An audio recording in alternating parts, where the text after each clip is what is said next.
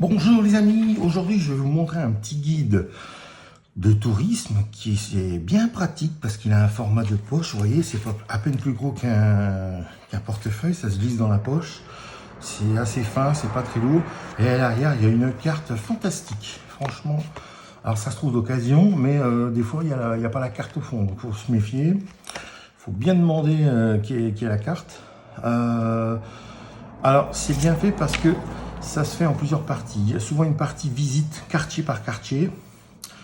Puis après, il y a tout, la partie orange, c'est tout ce qui est restaurant. La partie mauve violette, c'est tout ce qui est bar, club, sortie, quartier par quartier.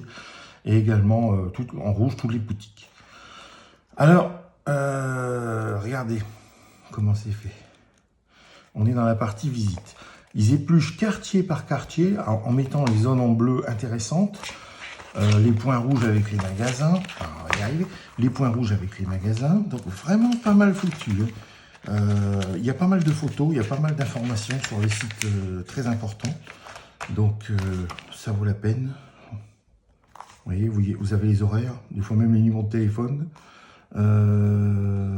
et puis des fois il y a même les tarifs, ou la gamme des tarifs. Donc, petit truc informationnel sur l'histoire. Donc vous voyez, encore un autre quartier avec les endroits bleus hyper importants à visiter. Donc vous voyez tout de suite, tac, tac, tac, vous pouvez organiser rapidement et savoir rapidement combien il faut de temps. Là, vous savez que dans ce quartier-là, il faudra au moins la matinée pour voir tout. Sauf même s'il y a des musées assez grands à visiter, là, il faut prévoir carrément même la journée. Donc, vous savez qu'il y a des quartiers où il y a plus de restaurants ou de boutiques à faire. C'est vraiment très très pratique. Alors, la carte à la fin, elle est géniale. Par contre, elle n'est pas pratique à utiliser dans la rue. Il vaut mieux se poser à une terrasse de café parce que ça, en marchant, bonjour la cata, c'est un truc qui se déplie en trois morceaux. Mais elle est géniale. Voilà. Regardez ça. Par exemple, vous avez tout le centre-ville de Stockholm. Alors, vous voyez tout de suite qu'il y a des zones où il n'y a rien. Et par contre, les zones où il y a du bleu, ça c'est à voir. 1, 2, 3, 4, 5. Toute cette partie-là, la plus importante. Après, il y a un petit truc ici, il y a un petit truc là. Il y en a un petit peu ici également sur certaines îles. Donc, vous voyez tout de suite, là où il y a des quartiers magasins, les quartiers sortis, et puis les choses à visiter en priorité. Vous avez, par exemple, là, vous voyez, par exemple, quartier numéro 8, page 70. Tac, vous allez directement pour voir, vous avez le quartier bien détaillé. Par exemple, le quartier 8, page 70. Alors, faut replier le machin. Ça se replie assez facilement, mais dans la rue, c'est pas pratique. Alors, page 70.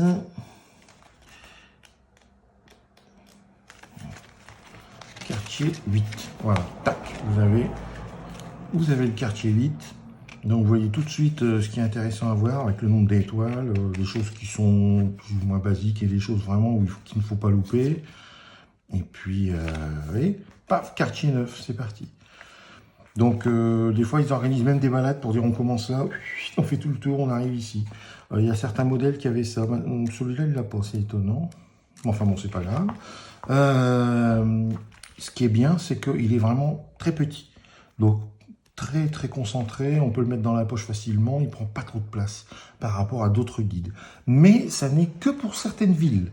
Il y a pas mal de villes européennes, il commence à y avoir quelques villes internationales, vous voyez par exemple il y a Dubaï, Abu Dhabi, Saint-Pétersbourg, Tokyo, qu'est-ce qu'il y a encore, New York, Montréal, mais il n'y a pas tout, Marrakech, mais il n'y a pas toutes les villes de tous les pays. C'est surtout basé en Europe. Parce que c'est un week-end, c'est un grand week-end, donc c'est grand week-end ou un week-end. Donc bon, on peut pas, ils peuvent pas faire toutes les villes du monde entier, quoique ça commence à s'étoffer de plus en plus, parce qu'il y a de la demande. Donc c'est pas mal, franchement j'ai trouvé ça pas mal. Quand on peut pas voyager avec beaucoup de choses dans les mains ou dans le sac, et ben ça c'est bien utile. De temps en temps dire allez tiens on est dans tel quartier, allons-y c'est parti, pour ne rien louper quoi. Mais bon, je préfère le guide à voir, même s'il est un peu plus grand. Par contre, vous voyez, je vais aller au Japon, je prendrai le guide Tokyo. Il y a le guide Tokyo, un week-end à Tokyo, où il y a énormément de détails. les boutiques, les choses comme ça. Il faut par contre prendre les dernières versions, 2024 au mieux, parce que avec la pandémie de Covid, comme je disais là sur l'épisode précédent, le 2021-2022, ça a été très compliqué. Il y a eu énormément de fermetures et de faillites. Donc, il se peut qu'il y ait énormément de boutiques ou de restaurants ou de bars qui soient fermés. Donc, il vaut mieux acheter du récent. Voilà, pour au moins y remettre à jour, pour dire voilà, ça n'existe plus, on raye de la carte. Par contre, il y a d'autres choses qui se sont créées à la place ou d'autres choses qui se sont déplacées. Donc, des fois, un magasin que vous ne trouvez plus, il aura peut-être déménagé un peu en dehors du centre-ville parce qu'en centre-ville, c'est trop cher. Il n'arrivait plus à payer les charges, par exemple. Ça arrive souvent. Vous allez à Luxembourgville, il y a beaucoup de choses qui ont été fermées, qui ont été déplacées. Voilà, pour des raisons de traite d'argent mensuel, de location. Donc les magasins existent toujours, ils n'ont pas fait faillite, mais ils sont des fois à l'extérieur de la ville ou en périphérie ou regroupés dans des centres commerciaux, plus près des centres commerciaux. Voilà, et moins en plein centre-ville, quartier piéton par exemple. Donc voilà. Très intéressant, franchement, ça vaut combien? Même pas 10 €, 8,95 €. Donc bon, c'est un tarif raisonnable, quoi. C'est pas encore... j'ai vu des bouquins à 25-30 €, donc ça commence à faire un petit peu cher. Et puis bon, je vous dis, ça prend pas de place, c'est génial.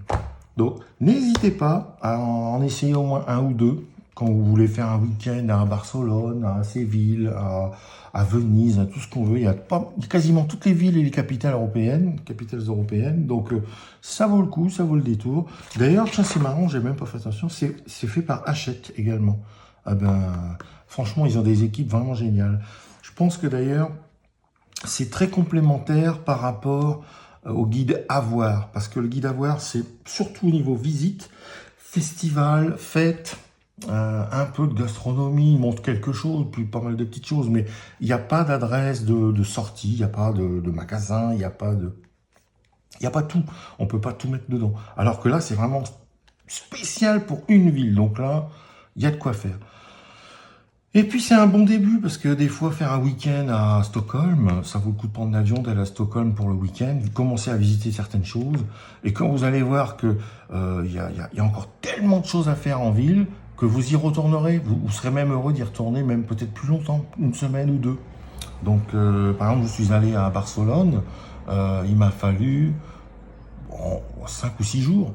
Ça peut se faire en 2-3 jours, Barcelone, mais il y a tellement de choses à voir là-bas aussi. Et encore, je parle même pas de la périphérie, autour de la ville, c'est pas mal non plus. Donc j'avais bien fait de prendre plus de jours pour visiter, je m'en doutais, par rapport au volume qu'il y avait à faire. Donc, puis bon, voilà, en plus, il y a des endroits, les coups de cœur. Donc vous pouvez leur faire confiance, ce sont des endroits qui ont été testés. Donc très très bien, franchement. C'est l'idéal. Quand on n'a pas trop de place, qu'on veut voyager léger, c'est pas mal. Merci à vous et je vous souhaite un bon voyage.